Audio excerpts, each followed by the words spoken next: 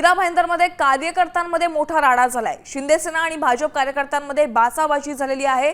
सरनाईकांबाबत अपशब्द वापरल्याचा शिंदेसेनेचा आरोप आहे, तर काश्मीरा पोलीस ठाण्याबाहेर यामुळे मोठी गर्दी जमली।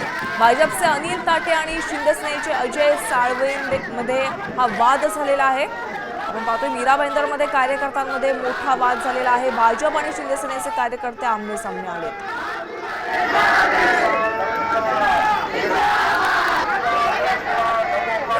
गाडी थांबवली माझी आणि ते आमचे उमेदवार पुढे होते। मी त्याला बोललो काय झालं, तर ते आपला जो जेम्स ऑफ मीरा भाईंदरमध्ये एक व्हिडिओ व्हायरल झालाय, जे मी भाषण केलं आणि भाषण हा अधिकार मला लोकशाहीने दिलेला आहे। कारण की आता निवडणूक लागली तर भाषणात ठोकणार ना, काय ठोकणार का, आम्ही मारामारी करणार, तर आम्ही भाषण दिलं। माझं म्हणणं होतं की त्याला मी बोलतो तू भाषणाचं उत्तर भाषणात दे, तो बोलतो माझे साहेब, पण तुझे साहेब आहे म्हणून काय झालं, माझे विरोधी आहेत ना ते। आज आमची आमची आमची लढाई त्यांच्या बरोबर आहे, तर आम्ही त्यांना बोलणारच ना, त्यांच्यावर टीका टिप्पणी करणारच ना। तुम्ही काय विचार करता, तुम्ही कोणाच्या बद्दल बोलते, तुम्ही एवढे मोठे नेते नाही झाले।